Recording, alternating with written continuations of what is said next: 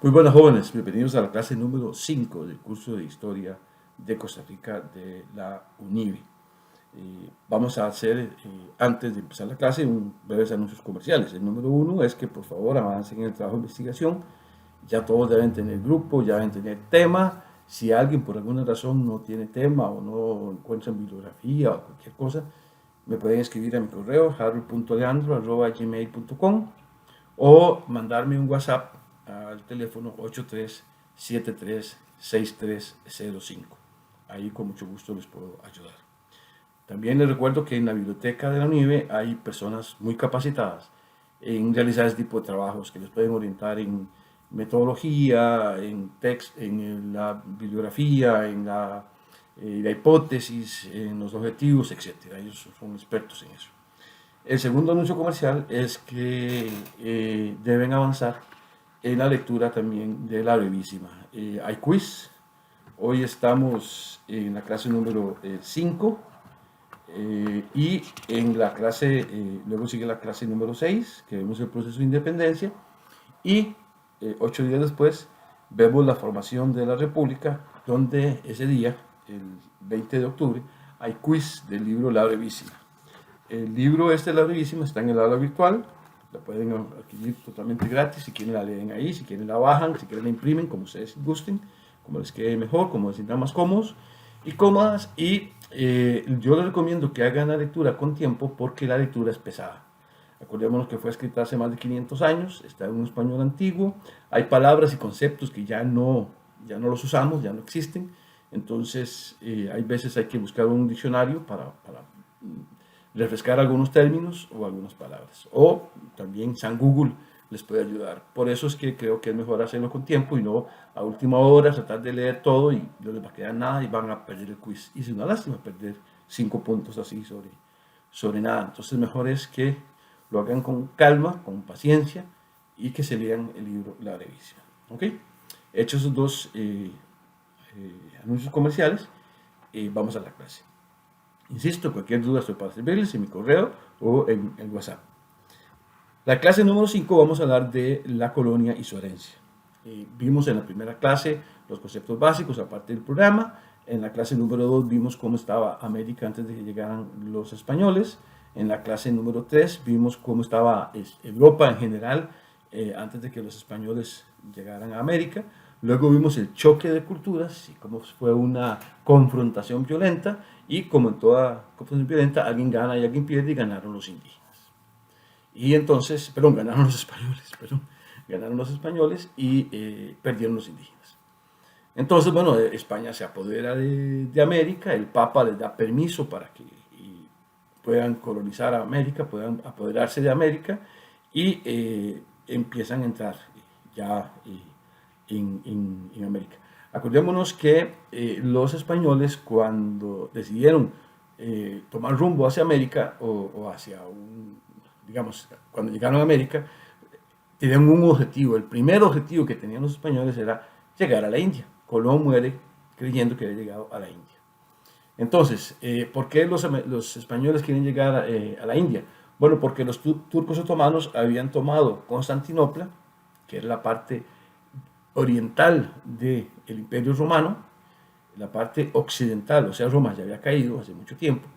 Cuando los turcos otomanos toman Constantinopla, entonces cierran el paso a las rutas de la seda, las rutas de comercio que venían de Asia hacia Europa. Entonces, Europa, que era muy dependiente de esas mercancías, como vimos la semana pasada, ya no puede contar con ellas, ya no pueden pasar. No, los turcos otomanos prohíben el paso de esas mercancías por su territorio y el único territorio por donde podía pasar era por Constantinopla. Entonces los europeos tratan de buscar una ruta alterna. Los portugueses tratan de hacerlo bordeando África para llegar a la India. Lo logran, pero mucho después de que llegó Colón a América. Los españoles, con Colón a la cabeza, proponen que si la Tierra es redonda, y si usted está aquí, y si usted da vuelta en línea recta, tarde o temprano llega al mismo lugar. Dentro de esa lógica, Colón decía, bueno, si yo salgo de aquí de España y doy la vuelta, algún día llegaré hacia la India. Colón estaba en lo correcto en términos formales, en términos reales, en términos, digamos, teóricos, pero en términos reales no. ¿Por qué? Porque en el medio, Colón creía que el diámetro de la Tierra era más pequeño y en realidad era tan grande que en el medio había un continente, una nueva Tierra que era América. Él llega, él no sabe que llegó a un nuevo continente, muere creyendo que llegó a la India y entonces decíamos, el primer objetivo de los españoles era llegar a la India. Como no se cumple, surge el segundo objetivo de los españoles en nuestro continente. ¿Cuál fue el segundo objetivo? Bueno, como cuando los españoles llegaron y vieron que los indígenas tenían oro en sus cuerpos, en cadenas, esclavas, piercing, todo lo que ustedes quieran, coronas, etc. Entonces los españoles creen que esto es un río de oro. Entonces comienzan a llegar al Caribe a sacar oro y plata. Entonces eso es la primera fase de la conquista de América, la fase caribeña. ¿Cómo fue esa fase? Bueno, fue realmente nefasta. Los españoles, bueno, todo fue nefasta, pero ese fue particularmente nefasto. Los españoles arrasan con todas las islas buscando oro y plata. ¿Cómo lo hacen? Bueno, llegan a una isla, agarran a todos los indígenas, comienzan a quitarles los que tienen oro y plata en sus cuerpos y a exigirles que les digan dónde está el oro y la plata. Como los indígenas no les dicen porque no hay tanto oro, los indígenas los violan, las violan, sobre todo las mujeres, los torturan, los matan, se los tiran a los perros para que se los coman, etc. O sea, todo lo que describe Bartolomé de las Casas en el libro La Brevísima, de la cual decíamos el quiz. El libro de Bartolomé de las Casas es tan fuerte que eso hace que el rey de España y el Papa tomen conciencia y saquen políticas, órdenes que van a parar esa matanza. El Papa, en 1537, firma la bula es como un decreto papal, que se llama Sublimis Deus. Esa encíclica o esa bula, Sublimis Deus, lo que dice es que el primero condena la forma en que los españoles están conquistando América, en este caso, en su primera fase, que era el Caribe. Y segundo, y eso va a ser muy importante, determina que los indígenas son seres humanos. Los españoles, cuando llegaron sobre todo al Caribe, creyeron que los indígenas no eran seres humanos. Decíamos que les decían homúnculus. Homúnculus es como un ser entre animal y hombre, digamos. Tiene algunas cosas de hombre, pero en realidad es considerado un animal. Entonces, como eran homúnculus, era permitido, según ellos, matar, como yo puedo matar un mosquito, como puedo matar, no sé, un sapo, una culebra, cualquier cosa. Entonces, y no había implicaciones legales por matar a un indígena, ni la iglesia lo condenaba antes, ¿verdad? No era pecado en términos católicos matar a un indígena. Con esta bula, Sublimis Deus, de 1537, se establece que eso no puede ser así, que los indígenas son seres humanos, que tienen alma. Y el Papa dice que los indígenas tienen alma, y son seres humanos, que lo único que diferencia a un indígena con un español cristiano, ¿verdad?, es que los españoles tienen a Cristo en su corazón y los indígenas no. El rey de España dice, perfecto, eso está buenísimo, eso me cae como anillo al dedo. Como el Papa dice que los indígenas son seres humanos y que tienen alma, pero que no tienen a Cristo en su corazón, entonces de ahora en adelante, dice el rey, los españoles van a tener una misión. Esa misión sería cristianizar, evangelizar a los indígenas. Y entonces se crea la encomienda. Y decíamos que la encomienda es algo parecido a la esclavitud. Los católicos habían sufrido la esclavitud en la época antigua, en Egipto. Entonces un católico no puede ejecutar la esclavitud, porque estaría yendo en contra de sus propios principios. Pero la encomienda, en términos prácticos, es básicamente lo mismo, solo que tiene otro nombre. ¿En qué consiste la encomienda? La encomienda es que a un español que se le va a llamar el encomendero, se le encomienda X cantidad de indígenas, dependiendo de cómo brilló en la conquista, 5.000, 10.000, 15.000 indígenas, para que esos indígenas le paguen tributo al español, porque la lógica era que todos los súbditos del rey de España, seres humanos, tenían que pagar tributo. El indígena es ser humano, entonces tiene que pagar tributo, pero como el rey estaba tan lejos en España, el rey no podía cobrar el tributo. Entonces, ahora va a ser el español el que cobre el tributo al indígena. A cambio, el español va a estar obligado a evangelizar al indígena, a hacer que en su corazón ingrese Jesús. Entonces se da, lo que vimos la semana pasada, el proceso de aculturación de América. Es decir, se le quitan todas las características de la cultura americana, nativas, a los aborígenes, y se le impone la cultura española. Se le obliga a usar ropa al estilo europeo. Antes andaban en taparrabos, hombres y mujeres, ahora tienen que andar con ropa, digamos pantalón, camisa, blusa, lo que sea. Les obligan a olvidar sus dioses y a adorar a Cristo Jesús. Se les obliga a olvidarse de sus idiomas y hablar todos español. Entonces, eso es lo que se conoce como una aculturación, o sea, se le quita la cultura a la gente. Bueno, y entonces, esta forma se llama, digamos, de trabajo en la que el indígena tiene que someterse al trabajo obligatorio, porque el indígena, es cosa curiosa, el indígena, según la ley, es un hombre libre, pero sometido a la encomienda. Entonces, no es libre. Si está sometido a la encomienda, no es libre. Bueno, entonces, para entender un poco mejor esto de la encomienda, vamos a ver el siguiente video.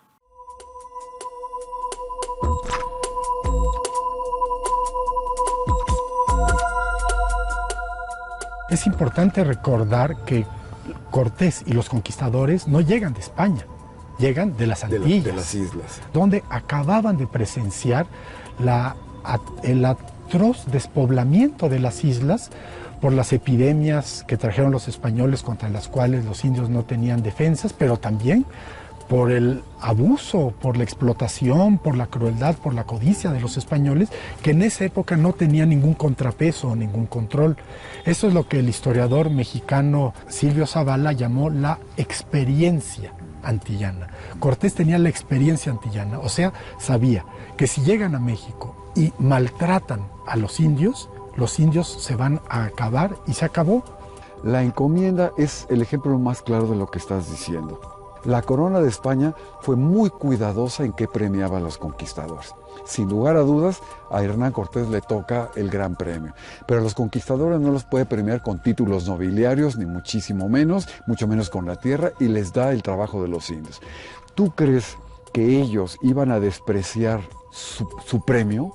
Yo creo que más bien los tenían que cuidar, claro, porque para ellos es la única riqueza que tienen. Y cuando llega en 1542 Tello de Sandoval, que trae instrucciones de la corona, de decir que termine la encomienda, los encomenderos, según nos dicen, vistieron de negro porque no querían el único premio que tenía. La encomienda en la fase antillana fue nefasta. Ahí sí, totalmente, y tú lo has comentado. Porque no había un poder, no había un poder fuerte que limitara el poder de los encomenderos. Había muerto Isabel la Católica y pues quedaba en el poder Fernando.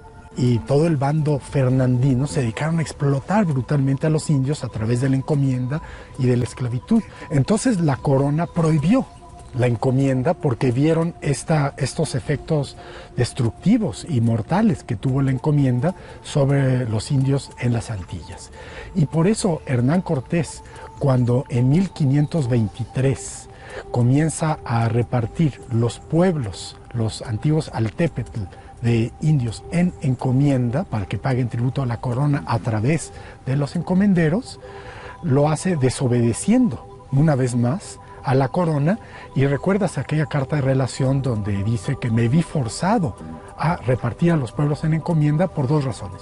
Uno, para mantener apaciguados a los encomenderos, y por otro lado también era la única manera de controlar un imperio tan vasto que era una nueva España, lo cual acaba aprobando la corona, pero también porque la encomienda en la fase mexicana lo hacen una encomienda ya regulada por las ordenanzas de buen gobierno por la experiencia antillana, de Hernán Cortés, que tuvo la experiencia antillana, donde realmente regula que la explotación de los indios sea moderada y acaba funcionando un poco como lo que tú dices. El encomendero busca mantener vivos a los indios para poderlos seguir poderse seguir aprovechando de su trabajo. Claro, y de sus porque tributos. es el premio que recibieron. Entonces, de acuerdo a este video, el indígena estaba obligado a trabajar para el colonizador, para el español. Era considerado un hombre libre, pero sometido a trabajo obligatorio. Con esta base jurídica, entonces, se crea la ocupación española en América. Entonces, se da el reparto de indios. Entonces, los indios son repartidos entre los españoles. Entonces, digamos, Jaro Leandro se le reparte Cartago, por decir algo, que era la única ciudad que había en San José, en Costa Rica en ese momento, y entonces se me reparten los indios a mí. Ya los que llegamos, a mí me dan 5,000, al otro 10,000, al otro 2,000, etc. Se reparten los indios y como me dan una cantidad X, digamos 10,000, pero en Cartago no hay 10,000, hay ponerle 6,000, entonces me dan los 6,000 que hay en Cartago, más 1,000 de Acerrí, más 1,000 de ponerle de Alajuelita, más 1,000 de Curridabat, hasta completar los 10,000. Entonces funda un pueblo de indios, la cual yo voy a ser casi como el dueño, ¿verdad? Y voy a ser el encomendero.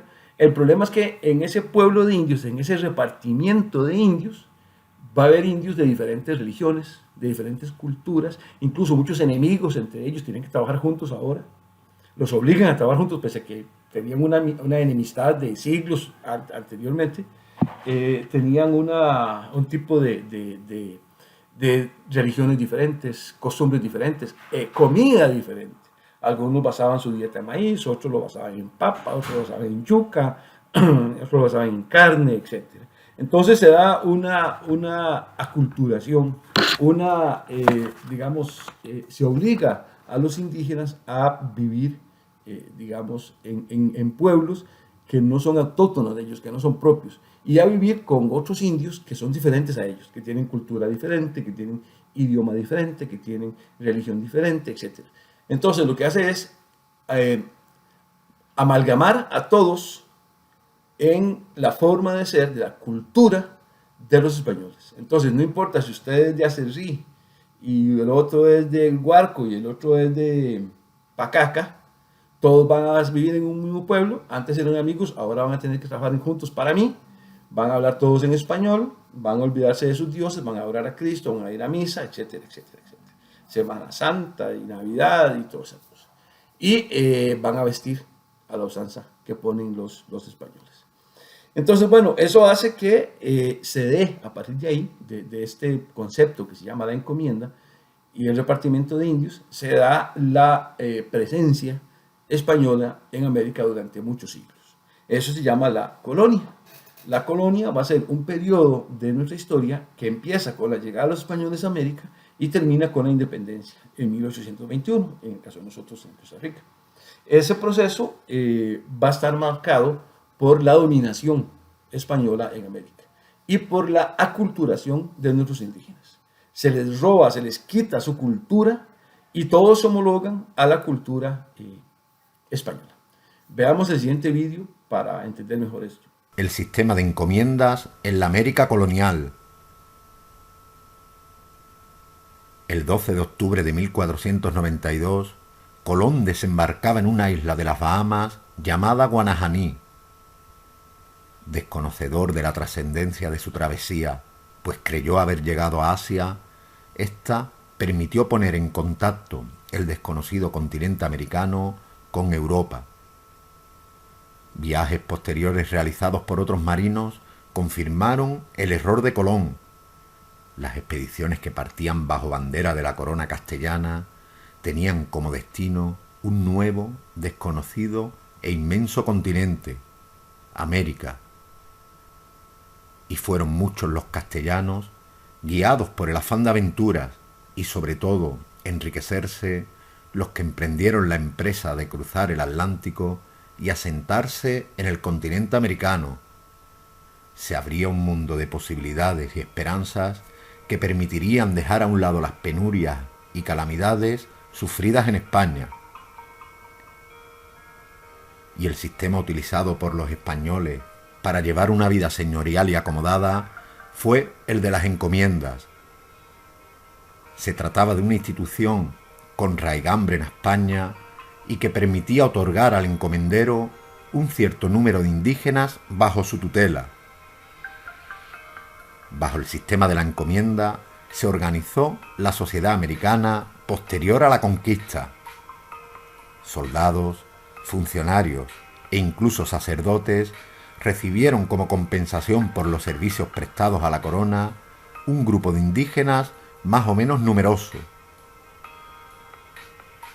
Estos indígenas estaban obligados a realizar una serie de trabajos personales para el encomendero, además de pagar una serie de tributos, bien en metálico o bien en especias.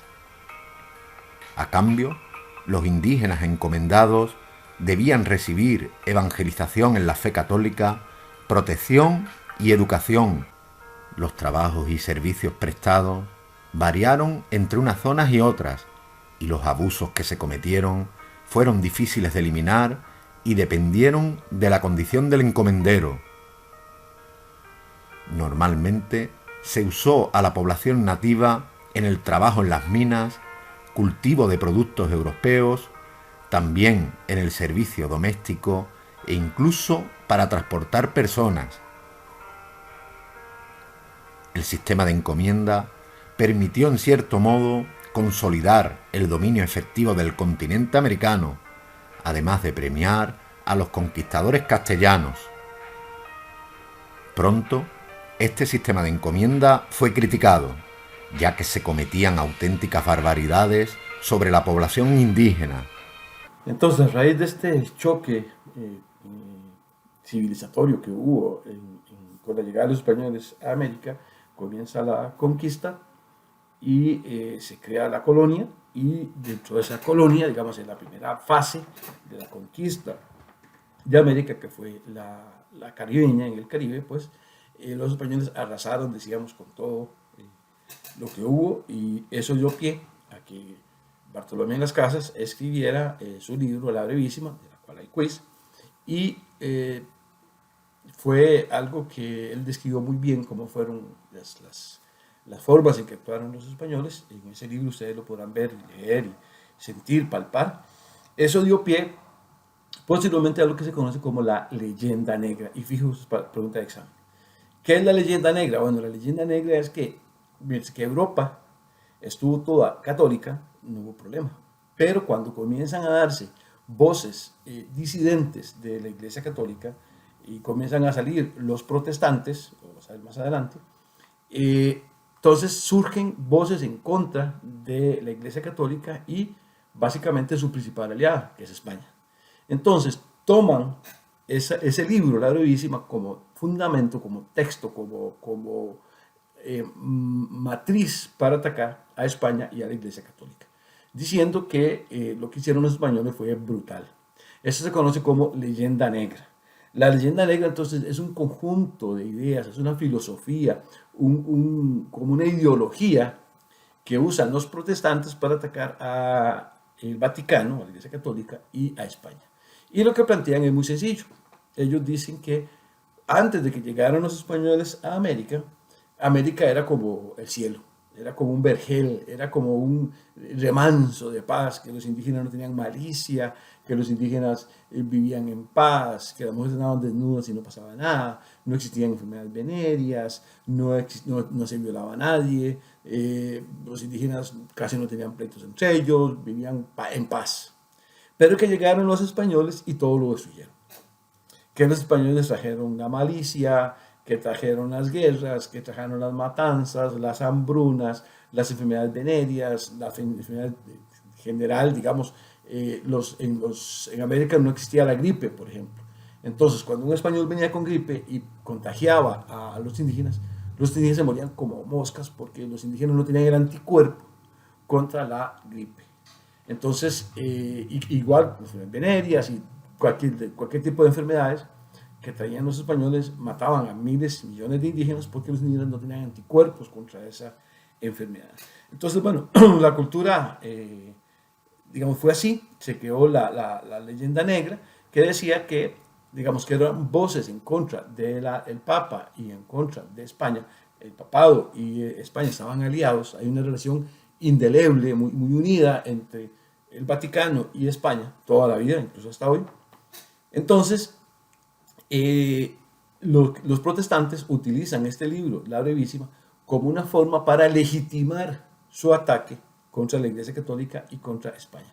Porque ellos dicen, hasta un español, y además cura, escribió esto, y ahí ponían cómo los españoles mataban y hacían sufrir a los indígenas. Entonces dije, esto es cierto, porque si lo dice un cura, además español, pues es cierto. Claro, lo que pasa es que como en todo, ¿verdad? Hay un estira y encoge. Los que, digamos, impulsaron la leyenda negra, que no eran intelectuales de Alemania, de Holanda, de Suiza, del norte de Francia y de Inglaterra, también exageraban. Entonces, aumentaban lo que dijo Bartolomé de las Casas en su libro, La Brevísima, para atacar con más contundencia a España y al Vaticano. Entonces, dentro de esa cultura o dentro de esa leyenda negra, los máximos demonios, los malos de la película, eran el rey de España, Pizarro, Cortés y todos los que vinieron aquí a conquistar América. Obviamente España no se queda quieta y surge la leyenda rosa. La leyenda rosa es la versión contraria a la leyenda negra. La leyenda rosa, que fue impulsada por la monarquía española, lo que plantea lo siguiente. Antes de que llegaran los españoles a América, los indígenas vivían súper mal, eran caníbales, hacían guerras, torturaban, mataban, no tenían dioses, o sea, no creían en Dios, pero creían en muchos dioses, no creían en Cristo Jesús, andaban desnudos ahí, la libre. En cambio, llegamos nosotros los españoles y culturizamos a estos indígenas. Los sacamos del salvajismo en que vivía y los cristianizamos, los evangelizamos. Les dimos un idioma culto, un idioma europeo. Los vestimos, porque andaban en taparrabos ahí como Pedro por su casa. Además, ellos no conocían a Cristo, ahora conocen a Cristo. Entonces, más bien nosotros fuimos los salvadores de América, dicen los españoles. E incluso plantean que se declare santo al rey de España, a Felipe II, el prudente, y a Pizarro y a Cortés. ¿Por qué? Por su gran labor, su gran sacrificio de venir a América, dejar toda su vida, digamos, su buena vida en Europa, en España, para venir a sacrificarse aquí y a enfrentar guerras y hambres y penurias para llevar a Cristo Jesús al corazón de los indígenas. Esa es la leyenda rosa. Entonces lo que plantea es que más bien los españoles son los salvadores de América, los salvadores de los indígenas. Glorifica la presencia de España en América. Bueno, obviamente nosotros a hoy, al siglo XXI, como estamos viviendo, pues tenemos que, digamos, dentro del juicio histórico, tenemos que concluir que ni uno ni el otro. O sea, ni los españoles fueron, digamos, sí fueron malos y sí fue fatal la conquista, pero no fue tan mala como lo plantean los de la leyenda negra. Y tampoco podemos creer en la leyenda rosa de que todo fue miel sobre hojuelas y que gracias a los españoles nos culturizaron y nos pusieron ropa y nos enseñaron a Cristo y nos enseñaron un idioma culto, etc. ¿verdad? Yo creo que ni una ni la otra. Hay que hacer balance, como diría Hobbes, un justo medio dentro de una corriente y la otra. En última instancia, ninguna de las dos. Las dos, a nosotros como americanos, nos perjudican. Si fueron españoles buenos, nos perjudican. Si fueron buenos, también nos perjudican. O sea, no hay forma de cómo empatar esto. Esa no es la visión. Esa dicotomía es falsa. No podemos creer ni en la leyenda negra ni en la leyenda rosa. Lo que tenemos que hacer es describir la historia para tratar de ser mejores nosotros, de comprender mejor esto de América. Bueno, ¿qué hicieron los españoles ya cuando dominaron el Caribe? Pasaron entonces a la segunda fase. ¿Cuál fue esa segunda fase? Bueno, conquistar México y conquistar Perú, a los incas. ¿Qué pasó en ese interín? Ya no se permitía matar a los indígenas, porque la corona dijo que el papa dijo que los indígenas eran seres humanos que tienen alma y que le faltaba a Cristo su corazón. Y el rey Felipe II, el prudente, había dicho que había que, digamos, evangelizar a los indígenas. Entonces se crea la encomienda. Entonces, en toda América, digamos, se impone la encomienda. ¿Qué le encomienda? Bueno, se encomienda a un grupo de indígenas a un español para que los evangelice y esos indígenas a su vez tienen que pagar tributo.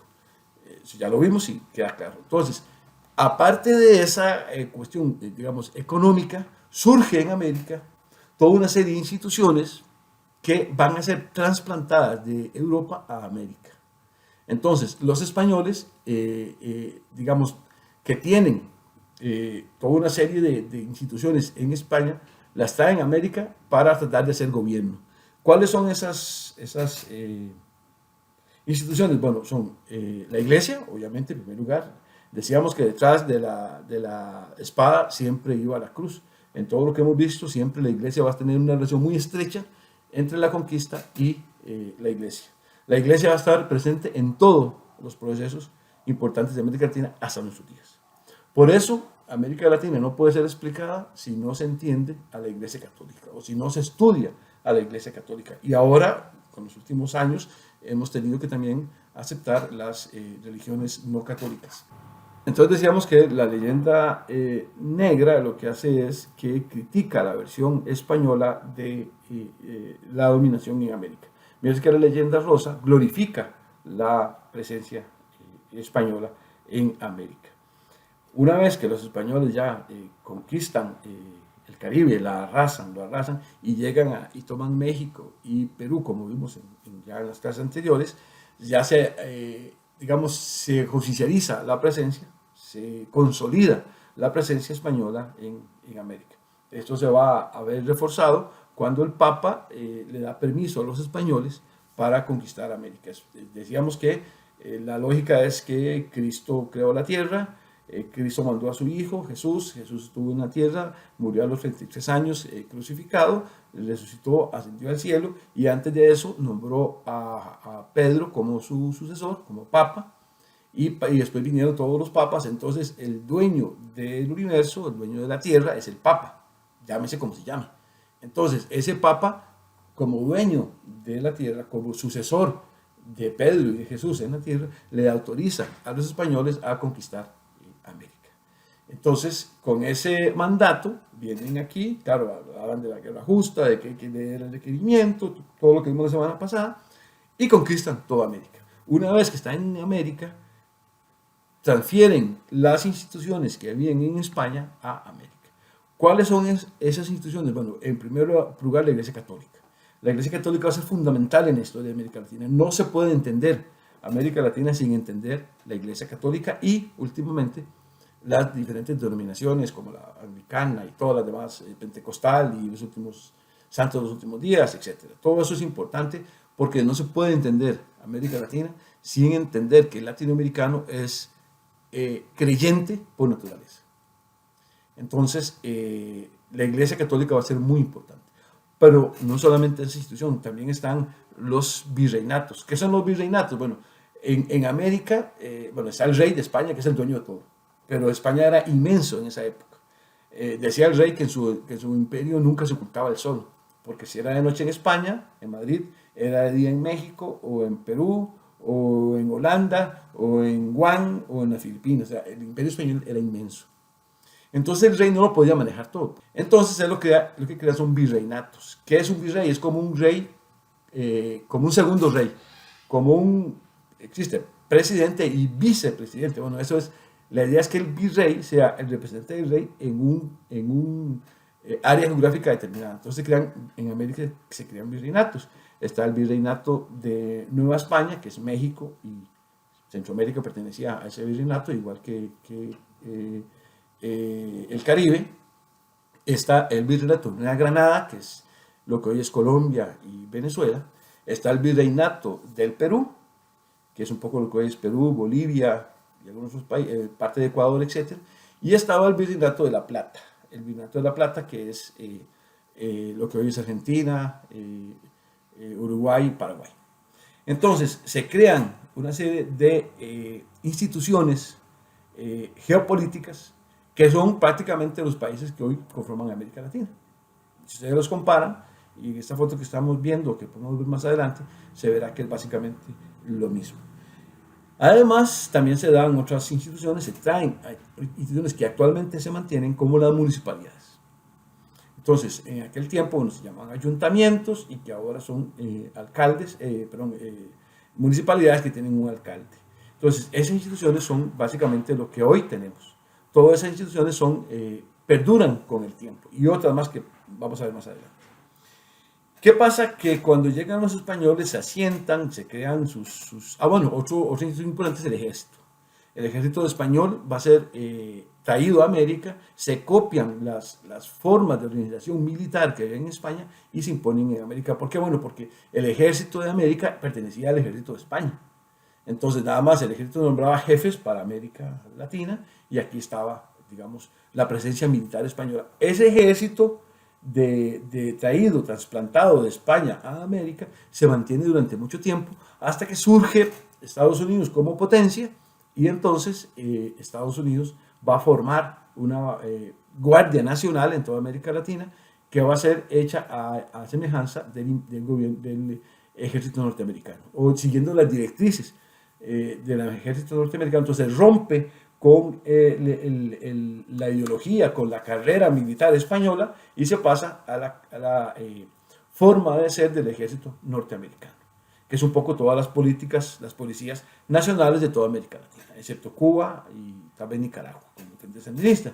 Pero todas las demás, incluso desde Costa Rica, es hecha a imagen y semejanza del gobierno de Estados Unidos, o del ejército de Estados Unidos, con los mismos grados, sargento, coronel, etc. Todo igual, ¿verdad? La misma lógica, los mismos manuales, la misma ideología, básicamente es lo mismo. Con matices en cada país, pero es lo mismo. Entonces, ya España se asienta en América, ya tiene el poder del Papa que lo autoriza a ocupar esas tierras, ya tiene el ejército, ya tiene la iglesia, ya tiene los ayuntamientos, las municipalidades, en fin, tiene una serie de instituciones que permiten crear una sociedad y entonces surge el mestizaje. El mestizaje, como la palabra lo dice, es la mezcla, mestiza o mestizaje viene de la palabra de mezcla entre diferentes culturas. Vamos a ver el siguiente video para entender un poco o entender mejor este asunto del mestizaje. Es una historia que comienza con dos mundos, un mundo europeo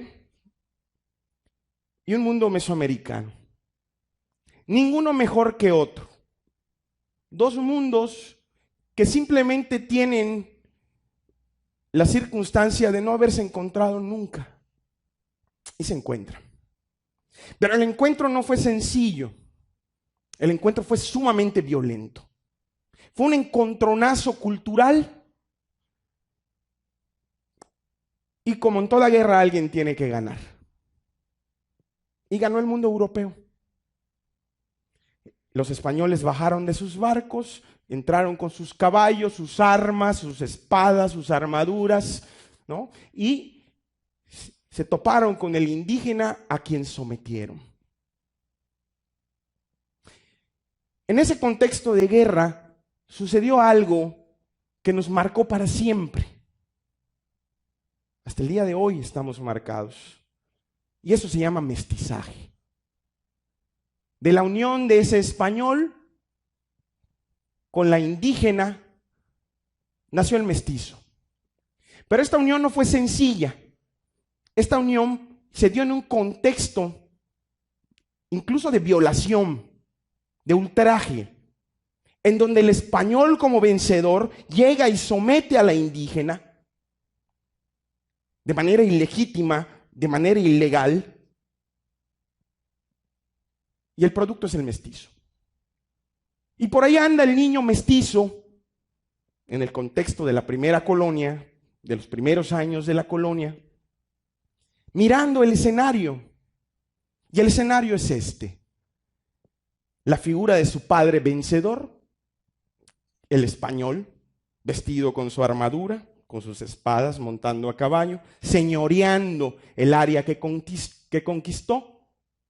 Y por el otro lado tiene a su madre, la India, la que representa el mundo que perdió, la que representa la raza sometida, la que representa la esclavitud, la servidumbre.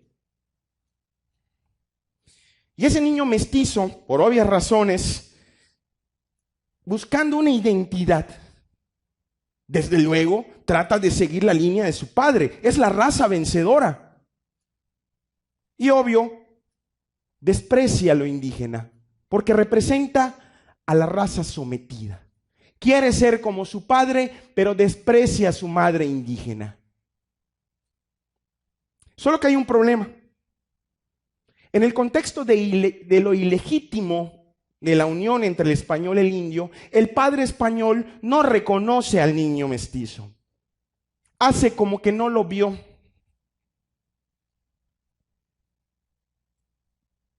El niño atrás de él, tratando de imitarlo, y él desconociéndolo. Y si acaso le tira unas monedas por caridad cristiana. El niño quiere ser como su padre español y nunca va a lograr serlo. Porque no se lo van a impedir, no se lo van a permitir. Las leyes, la iglesia y toda la estructura mira con malos ojos esta unión. Como resultado de esto, tenemos un mestizo que en realidad es un individuo que está frustrado. No logra ser lo que pretende ser. En palabras de la época, a este tipo de niños se le llamaba de una manera muy fea. Se le llamaba bastardo. La conquista siguió su curso, los mestizos se multiplicaron, llegaron a ser mayoría, vino un proceso independiente, por fin nos liberamos y generamos un nuevo país, o nuevos países de una Latinoamérica que se desarticula y nos da como resultado lo que nosotros conocemos el día de hoy. Un mundo latinoamericano, iberoamericano, plagado de mestizos. Bueno, el mestizaje es que una vez que llegaron los españoles a América, comienzan a mezclarse. Acordémonos que cuando llegaron los españoles, venían básicamente hombres. No se permitía, dijimos la semana pasada o antepasada, que no se permitía que las mujeres viajaran. ¿Por qué? Porque causaban líos, que era un viaje muy largo entre España y América, de 3, 4, 5, 6 meses, y durante ese tiempo las mujeres coqueteaban con los marineros, entonces, o podrían los marineros tratar de tener relaciones con ellas, y entonces iba a causar líos, entonces iban a celos, y se armaban motines y bronca. Entonces la corona dijo, no, para evitar todos esos problemas, se prohíbe a las mujeres viajar a América. Posteriormente se permitió, pero solo mujeres casadas, por lo que decíamos que se nombraban autoridades, jefes del ejército, alcaldes, virreyes. Entonces esa persona que nombraron, que eran hombres, no podían viajar a sus esposas. Entonces se permitía, pero solo si eran casadas y si venían acompañadas de su esposo. No se permitía mujeres casadas, pero que bajaran solas. Bueno, entonces, ¿qué pasa? Que cuando llegaban los españoles acá, no tenían pareja. Entonces comenzaron las violaciones. Bueno, igual si vinieran o no acompañados, igual iban a cometer las violaciones, porque ese era el concepto que había en aquel tiempo. Y entonces comienzan a violar a las indígenas. Hay en una primera instancia, las indígenas que son violadas, bueno, muchas mueren en la violación, porque son asesinadas o porque, no sé. Luego, muchas también deciden suicidarse, porque fueron ultrajadas por un ser que ellos no saben qué es, ¿verdad? Ellos, acordémonos que ellos creían que eran dioses o semidioses o lo que fuera, seres extraterrestres, lo que usted quisiera. Entonces, muchas morían en el intento o en el acto, otras se suicidaban, otras quedaban vivas pero abortaban porque iban a tener en su vientre un producto que no era de su compañero indígena, sino que de un producto de una violación. Entonces, muchas abortaban. Muchas incluso en el intento también se morían, en el intento porque eran métodos muy antiguos, digamos, de abortar. Tomarse venenos y también se moría el chiquito, pues se moría también la indígena. Sea como fuere, algunas sobrevivieron, porque algunas incluso fueron por consenso, o sea, fue consensuada la relación, ya sea matrimonio o como sea, digamos, fue consensuada. Entonces, bueno, comienzan a surgir un nuevo grupo, digamos, étnico. Acordemos que antes estaban solamente los indios americanos, hombres y mujeres. Llegan los españoles, tienen contacto sexual con las españolas, consensuado o por la violencia, la mayoría por violencia, por supuesto, y tienen niños muchos mueren, etcétera, pero eso es una mezcla. ¿Por qué los españoles se mezclan con los indígenas? Bueno, primero porque son superiores, ¿verdad? Militarmente son superiores. Y además mentalmente estaban capacitados para hacerlo. ¿Por qué? Porque mentalmente esto lo habían hecho ellos en España, en la época de la Reconquista, que se casaban con los árabes. Entonces, para un español no era nada extraño, ni nada malo, ni nada ajeno tener sexo con personas de otra raza o de otra etnia. Eso va a ser diferente, y lo vamos a ver más adelante, con respecto a la dominación inglesa. Los ingleses no se mezclaron con los indígenas en Norteamérica, en Estados Unidos y Canadá, básicamente. Sino que porque los ingleses no andaban buscando ni oro, ni plata, ni una ruta a la India. Los ingleses lo que andaban buscando era tierra. ¿Quiénes eran dueños de la tierra? Los indígenas. ¿Cómo se apropiaban de la tierra? Matando a los indígenas. Entonces, por eso usted ve las pelis del oeste, los blancos en una caravana mataban miles de indios. Bueno, entonces, para un inglés recién llegado a un británico recién llegado a América, no era pecado matar a los indígenas. ¿Por qué? Porque ya ellos eran protestantes, ya no eran católicos. Y acordémonos que más bien, o sea, no tenían que acatar las órdenes del Papa. ¿Por qué? Porque ellos eran enemigos del Papa. Entonces, como ingleses protestantes, que no tenían nada que ver con el Papa, con la Iglesia Católica, ni con el rey de España, sino que obedecían al rey de Inglaterra, deciden matar a los indígenas para acaparar la tierra. Bueno, eso lo vamos a ver más adelante. Entonces, en América, el español sí tiene la posibilidad mental, o digamos, la apertura mental para mezclarse con las nativas. Y entonces surge un nuevo grupo étnico que son los mestizos, que somos nosotros hoy en día. Pero con el tiempo esto se va a ampliar, porque ya no solamente va a ser la mezcla entre español e indígena, sino que ahora va a venir el negro. Cuando comienzan a acabarse los indígenas, se traen negros africanos esclavos. Y empieza otro panorama sombrío para América, que fue la esclavitud en América. Entonces, se traen hombres y mujeres, sobre todo las mujeres van a ser violadas, las esclavas van a ser consideradas como de propiedad, ¿verdad? Del amo. Entonces, van a tener sexo con ellas, van a tener hijos. Entonces, comienza a lo que llaman los grandes intelectuales, como Andrés Bello, América Latina se convierte en un crisol de razas. Comienzan a tener nuevas formas de convivencia social y de grupos étnicos. Entonces, la mezcla entre un español y una indígena son los mestizos. Entre un blanco y un negro van a ser los mulatos.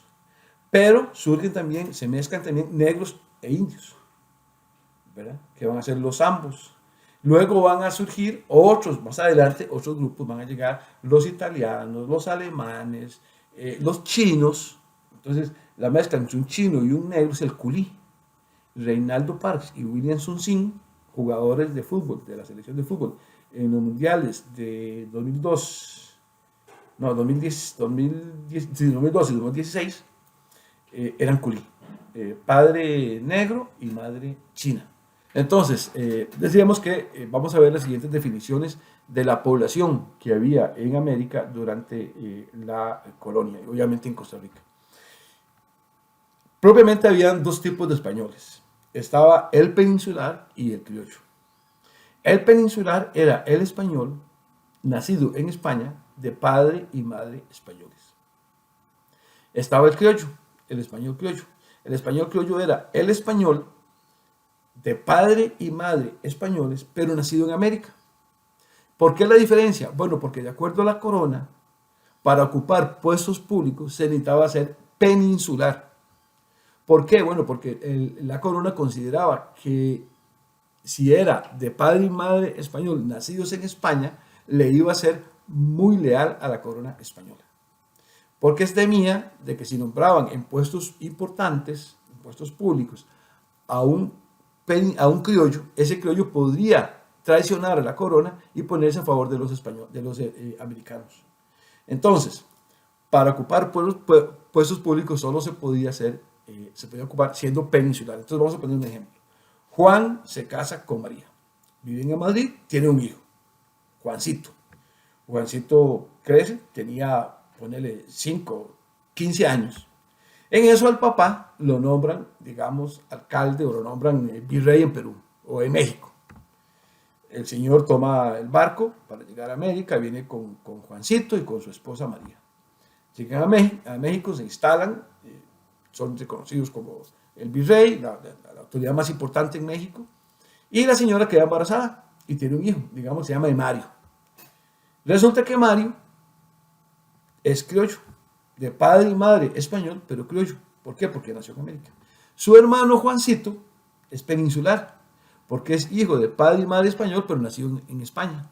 Entonces, cuando ellos son grandes, cuando son adultos, el mayor, Juan, puede ocupar cargos públicos. ¿Por qué? Porque es peninsular, nació en España. Pero Juan no puede ocupar cargos públicos. ¿Por qué? Porque nació en América. Entonces, eso va a ser vital, y eso juro lo que es pregunta de examen. ¿Por qué? Porque resulta que los criollos no van a poder tener acceso al poder, no van a tener acceso a los cargos públicos, ni al ejército, ni a la iglesia, ni a los ayuntamientos, ni al aparato estatal. Entonces, ¿qué van a hacer los criollos? Los criollos lo van a tener que hacer es ver qué hacen. ¿Qué es lo que hacen los criollos? Se dedican al comercio. ¿Qué es dedicarse al comercio en esa instancia? Bueno, en Costa Rica generalmente lo que hacían los criollos era que sembraban cacao en matina. Ese cacao, cuando estaba listo, lo vendían y así obtenían dinero. Eso va a ser vital, lo vamos a dar aquí nada más anunciado porque lo vamos a ver más adelante, porque eso tiene una seria implicación para la independencia, pero lo vamos a ver más adelante cuando veamos la independencia. Y entonces ahora coincidamos en que había dos tipos de españoles: el peninsular, que era de padre y madre nacido en España y que podía ocupar cargos públicos, y estaba el criollo, que era de padre y madre españoles pero nacido en América y que no podía, en consecuencia, por haber nacido en América, no podía ocupar cargos públicos. Entonces están en América, la repartición, digamos, étnica eran españoles, divididos en dos, peninsulares y criollos. Pero también está el criollo, está el mestizo. ¿Qué es el mestizo? El mestizo es el niño que es producto de una relación entre un blanco y una indígena. Generalmente un blanco y una indígena, no al revés, no un indígena y una blanca. Eso casi nunca se presentó. Sí se presentó, pero no era lo común. Los mulatos. Bueno, están los negros, ¿verdad? También están los mulatos. ¿Qué son los mulatos? Mulato es un hijo que sale como producto de una relación entre un blanco y una negra. Generalmente un blanco y no al revés, no un negro y una blanca. Se dio, pero muy contadas veces. Está el sambo. ¿Qué son los zambos? El hijo de la relación entre un negro y una india. Ahí sí puede ser un lado o del otro. O sea, un hombre y una mujer y un hombre. Blanco con negra o negra con blanco. Están los cuarterones. ¿Qué son los cuarterones? Son los hijos de mestizo con español. O sea que tienen una cuarta parte española y 3/4 partes de indígena. Está el cholo. El cholo es la mezcla entre mestizo e indígena. Y en fin, hay una serie de mezclas, y por eso es que Andrés Bello y otros grandes intelectuales de América Latina dicen que América es un crisol de razas. Somos la única región en América, en el mundo, que se constituyó en un crisol de razas. Porque aquí, decía un historiador que América Latina en esto es como una olla de carne. Aquí está la papa, luego baja la papa y sube el chayote, y luego viene la carne, y luego, o sea, es una mezcla. Una mezcla que se enriquece cada día más. Al principio solo habían indígenas, luego vienen los españoles, se mezclan, salen los mestizos, luego vienen los negros, los zambos, los mulatos, los cuarterones, los zambos, los cholos y los culí. Decíamos mezcla entre chino y negro. En fin, entonces decíamos que si nos sacan ADN de nuestra sangre, va a decir, digamos el mío, va a decir, no sé, ponerle 15% de blanco, 10% de indio, 5% de negro, 2% de tal, italiano, no sé, alemán. Todos tenemos esa mezcla. América Latina es ese crisol de razas. Por eso es que en América Latina el mestizo somos más o menos parecidos. A diferencia y esto es, digamos, una diferencia histórica, ustedes ven Estados Unidos, ahí no hay mezcla. El ciudadano norteamericano no se mezcló, o el ciudadano, digamos, inglés, que luego fue el norteamericano, no se mezcló con los indígenas. Por eso es que la mayoría de la población norteamericana son rubios y de ojos azules. Por supuesto que hay indios, por supuesto que hay negros, esos, digamos, están ahí. Pero la mayoría, el que vive en el Estados Unidos profundo, es rubio y de ojos azules. No se mezcló, desde la colonia no se mezclaron. ¿Por qué? Porque ellos no consideraban prudente mezclarse con los indígenas. ¿Por qué? Porque ellos le querían quitar la tierra, y para quitar la tierra había que matarlos. Hombres, mujeres y niños, no importaba, había que matarlos. Los que no pudieron matar los metieron en reservas indígenas, y por eso es que los indios viven en reservas, incluso actualmente. Entonces, bueno, esa es, digamos, una particularidad de América Latina, que somos un crisol de razas, somos un montón de razas unidas, digamos, fundidas. Un crisol es como una cuestión de no sé, un material como vidrio, digamos, pero que permite fundir las cosas. Entonces ahí nos metieron a todos y ahí estamos todos unidos. Todos tenemos. Por eso ser racista en América Latina es la peor estupidez. Por eso no es ético ser racista en América Latina. ¿Por qué? Porque todos somos un producto que resume todas las razas. Porque aunque no lo querramos, todos tenemos sangre de negro, todos tenemos sangre de chino, todos tenemos sangre español, todos tenemos sangre árabe, todos tenemos sangre visigoda, todos tenemos sangre de lo que sea. ¿Por qué? Porque eso es la particularidad de América Latina. Eso somos latinoamericanos, los mestizos. Obviamente, si hay negros que no se han mezclado, pues es diferente. O indios en el Alto Perú o en Guatemala que no se mezclan, de acuerdo. Pero en general, América Latina somos eso, un crisol de razas, una mezcla vital, ¿verdad?, milenaria o centenaria más bien, de razas. Y eso es lo que somos.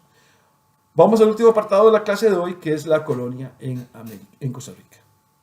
Decíamos que la colonia en América surge cuando Colón llega a América, arrasan los españoles luego con todo el Caribe, luego pasan a la fase continental cuando Pizarro toma Perú y Cortés México, y comienza a crearse todas instituciones como el ejército, la iglesia, la municipalidad, los virreinatos, y toman posesión de América los españoles.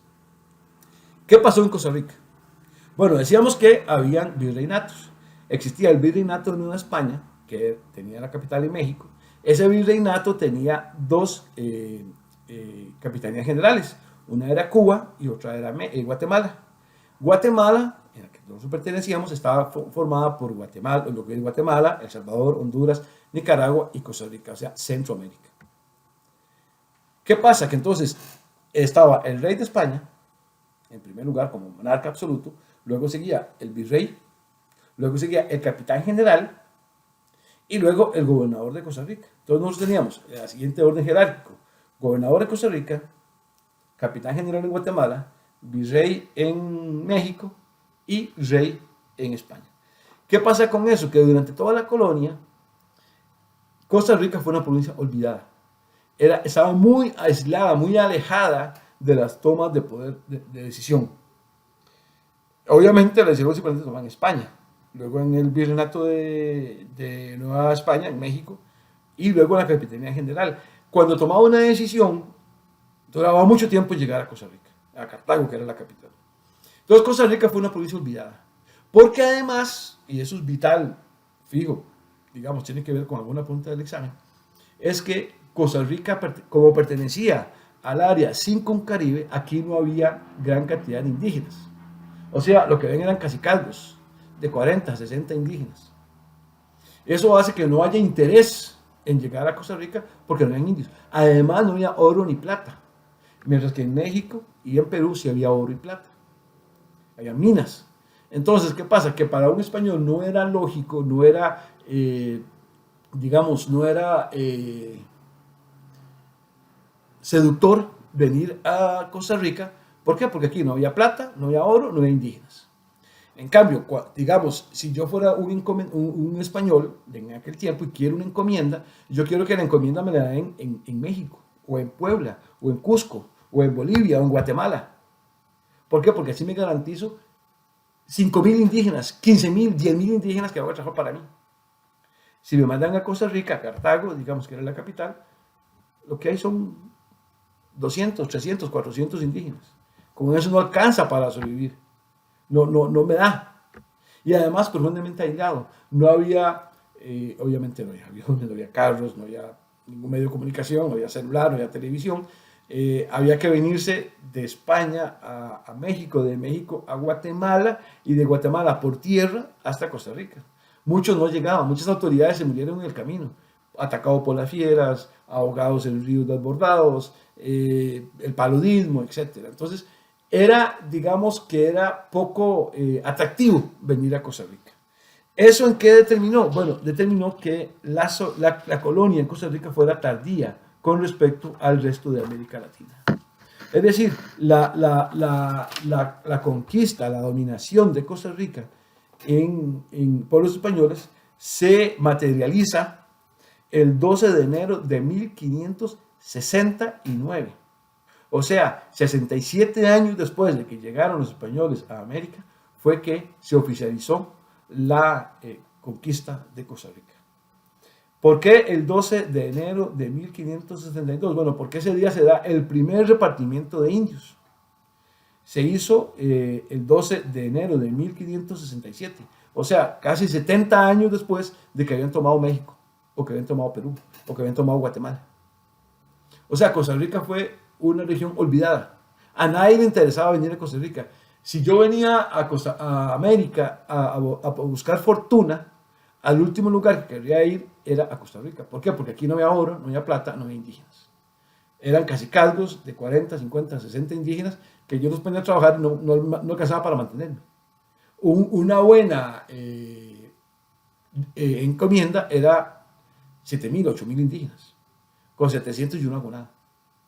Entonces, ese día se da el 12 de enero de 1567, se da el primer repartimiento de indios y se da de la siguiente forma. A Juan de Caballón le tocan 8.263, más o menos, digamos. A Juan Vázquez de Coronado, en cuyo honor existe el cantón de Coronado en San José, le tocaron 4.981 indígenas. A Pedro de Venegas de los Ríos, apenas 250. Y a Perafán de Rivera, 7.705 indígenas. En total, 23.699 indígenas. Eso, 23.000 y resto, era una encomienda en México, o en Guatemala, o en Cusco. Entonces, no había ningún incentivo para venir a Costa Rica. Incluso de esas personas que participaron en esa primera encomienda, muchos se quedaron sin indios, porque no alcanzaron. Incluso casi todos ellos se devolvieron a España, porque o se fueron a probar suerte a México o Guatemala. ¿Por qué? Porque no les servía. Entonces, Costa Rica tuvo un desarrollo muy particular. Y eso va a ser una de las diferencias de Costa Rica con respecto a América Latina, que a partir de hoy vamos a ver cada día más las diferencias. ¿Y por qué nos diferenciamos del resto de América Latina? Es que Costa Rica no era atractiva para llegar a conquistar. Los españoles no venían aquí con ímpetu, con ganas, no tenían ganas de venir acá. ¿Por qué? Porque no había indios, no había oro, no había plata. Entonces eso hizo que la conquista fuera tardía. Pero además, un elemento vital es que cuando llegaban los españoles, ya sea porque lo mandaran con el ejército, con los puertos o con la iglesia, aquí tuvieron muchos que incluso ver cómo hacían para sobrevivir. Incluso se dice que tenían que producir sus propias comidas, propios frijoles, maíz, etc., porque no había indígenas que trabajaran para ellos. ¿Por qué? Porque los indígenas que habían, los pocos que habían en Cartago, salieron huyendo hacia Talamanca y se escondieron en Talamanca, que es un lugar hoy incluso casi que inexpugnable para, con todos los aparatos tecnológicos que tenemos hoy, es fácil perderse en Talamanca. Ahí solo los indígenas, por cuestiones geográficas, por cuestiones de clima, etc., es muy difícil orientarse en Talamanca, incluso hoy. Imagínense hace 500 años que no había forma de tener aparatos tecnológicos que tenemos hoy, como brújulas más sofisticadas, y GPS, y celular, y etc. Entonces, lo que quiero decir con esto es que Costa Rica empezó la colonia muy tarde, 70 años después que el resto de América Latina. ¿Por qué? Porque no había ningún interés en venir a Costa Rica. Eso hace entonces que en Costa Rica se dé no solamente una conquista y una colonia tardía, sino que además va a ser una colonia muy particular. O sea, no va a ser no se van a crear ciudades bollantes como México, como Cusco, como Bogotá, como Lima, como etcétera, sino que va a ser, más bien, va a ser una colonia pobre. Los españoles que van a Costa Rica no van a tener un gran desarrollo económico, ¿verdad? Van a ser, porque hay pocos indios, porque no hay oro, porque no hay plata. Entonces van a venir y los que van a venir van a tener que trabajar la tierra para sobrevivir ellos mismos. Eso va a ser un elemento que va a diferenciar a Costa Rica con respecto a América Latina. Porque se va a dar cierto igualitarismo, y eso lo vemos ustedes, yo, cualquiera, cuando vamos por el Mall San Pedro y nos vamos a Laura Chinchilla. Hola, doña Laura, hola, ¿qué tal? ¿Cómo está? Y te conversan y hasta puedes tomar un café con ella y tomarse un selfie, etc. Igual hasta con el presidente de la República. Bueno, tal vez un poquito no, ¿verdad? Es como muy estiradillo el hombre. Pero digamos, Luis Guillermo Solís, un día en un partido de la selección se fue a tomar guaro a un bar en el centro de San José. Y te lo tomó con todo el mundo sin guardaespaldas, etc. Usted se topa a Miguel Ángel Rodríguez y le habla, y el hombre le habla y le asunta. Usted no puede hacer eso en Guatemala. Usted no puede hacer eso en El Salvador, usted no puede hacer eso en Chile, usted no puede hacer eso en Argentina, usted no puede hacer eso en Colombia, usted no puede hacer eso en Brasil, porque los altos mandos están rodeados de militares y de una cúpula de seguridad que le es imposible acercarse a ellos. Aquí no, aquí doña Laura anda como Pedro por su casa. Luis Guillermo Solís se lo toma en cualquier lado, en la playa o donde sea, se toma un café con él y una birra, etc. Entonces eso da un sentimiento de igualitarismo. Por eso es que los ticos nos consideramos iguales y no nos dejamos impresionar por nadie, nos dejamos avasallar. Si usted va a Guatemala, verá que los indígenas no lo ven de frente cuando le hablan. Ellos hablan así, con la mirada clavada en el piso. ¿Por qué? Porque ellos se consideran inferiores. El español es superior, el blanco es superior a ellos son inferiores. Por eso no te hablan directo a los ojos. En cambio, Costa Rica no. En Costa Rica nos consideramos igualiticos. El refrán dice, somos igualiticos. O sea, todos iguales. No, yo no voy a permitir que el presidente de la República me hable mal y le ponga un recurso de amparo, o con un diputado, una autoridad, y le pongo un recurso y habeas corpus, etc. Entonces, hay una conciencia, una mentalidad de que el tico es igualitico. Esa va a ser una de las características que vamos a tener de diferencia con respecto al resto de América Latina. Vamos a seguir con esas diferencias en los próximos cursos. Chao.